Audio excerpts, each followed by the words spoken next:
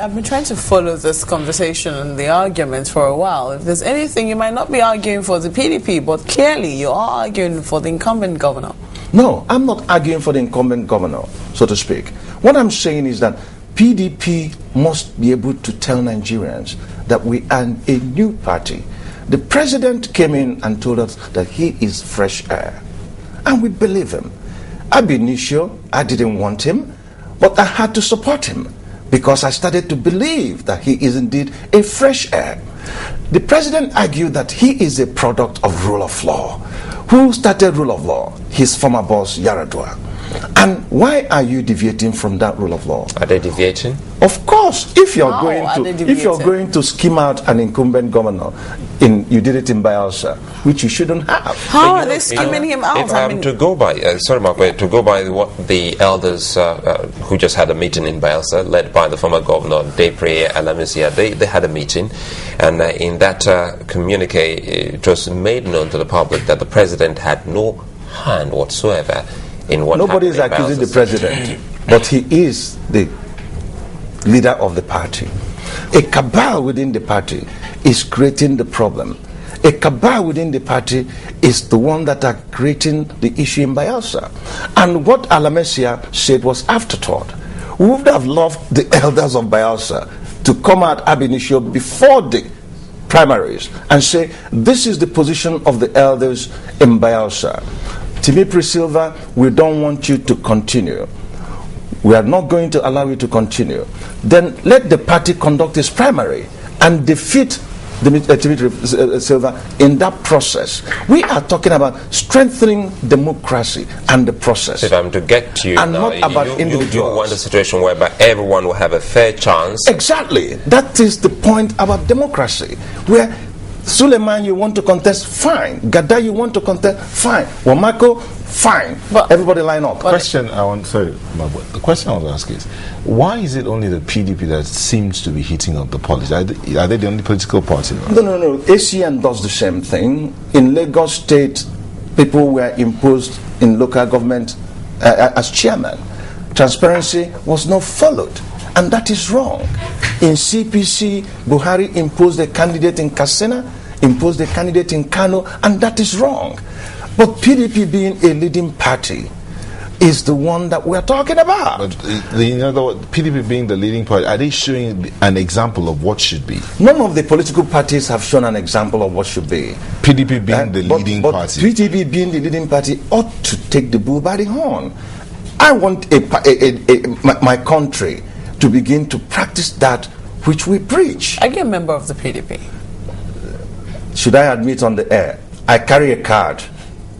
Well, not of the PDP. I carry a card of PDP because it's in the majority. In case they say kill everybody who is not a member, then I get to leave. But having said that, I'm not contesting for office on the PDP. I had a special affinity to the party itself. Why? Because I saw it then as a party that could have delivered justice to the people. And the opportunity is still there for the party to turn things around and deliver this justice for the people.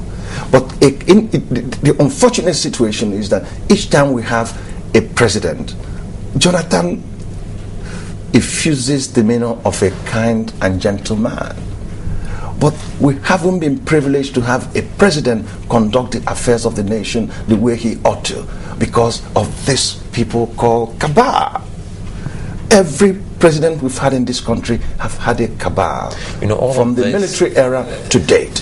And the cabal put a clog in the process of militarization.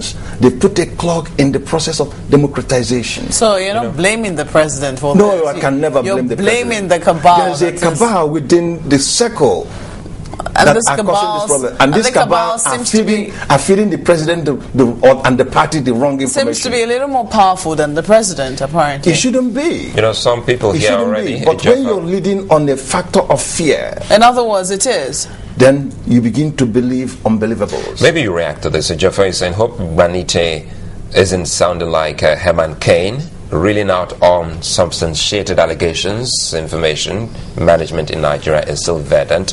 While Ifeanyi Uyuria says, well, I agree with Mr. Max Gbanite, democracy is about letting the people decide, not excluding people from contesting.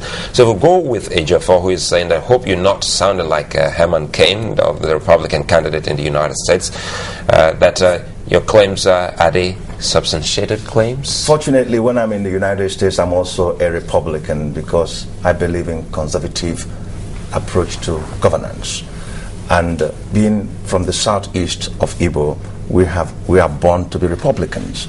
We are born to be independent. We are self-thinkers. We are not community thinkers. But we build as a community. On substantiation here, I read yesterday's This Day, and it chronicled the impending disaster in Sokoto. And if I am to be talking about unsubstantiated facts, then it is not a fact that the sitting governor of a state will tell his delegates not to vote for a sitting, not to vote for Jonathan and vote for Atiku. But it is believed. We're talking about now what is substantiated and what is not. Now, when we talk about belief, we can now talk about definition of belief. What do you believe and what do I believe? And what I believe is that there's no way a governor like Wamako, based on my investigations of those power brokers in Sokoto, can say to the delegates then, everybody 90% or 100% must vote for this person. Are you saying, in other words, that an incumbent governor of a party does not have a say in who they can vote for, who the delegates can vote for? Of course, an incumbent governor wields enormous power. But when you have an incumbent governor that understands the art of democracy, he begins to say, look, it is not about me. It is about you and your thoughts. And that is what we are talking about. This is what we democratically, Africans have been are democrats by nature. If this Christmas, Mope, you give your community bags of rice, the only right accorded the eldest person is the first choice to choose. But the quantity between the elder and the youngest is the same. So that is democracy in itself. Well, we have a bit of time before we round this. So let's quickly look at the security implication in all of this now, because when we talk about all of this, you remember the other time you were in the studio talking about the Boko Haram issue, where before the arrest and all of that from the state security services, you did talk about the political undertone, the political hand in all of this. Now, if we look at all of this analysis from the People's Democratic Party point of view by Alsa Sokoto, and you try to tie that into what is happening in Nigeria's northern region, how would you feel that the security people are taking to this? Do they sometimes send some kind of warning or advice to some political parties and say, hey, watch it, what you're doing just might snowball into chaos? Every state has a state director of Department of State Security. By the way, am I allowed to clap for them for the wonderful job they are doing so far? Technologically, the state security services have advanced itself, and you can no longer hide with your phone. Whatever you do with your phone, they will find you. And there is this saying in America, FBI said, you do the crime, we'll find you. It might take us a while, but we're going to find you. And the SSS have migrated to that level where they will find you. The SSS, by constitution, and the DIA must advise the president about the security situation on every particular region.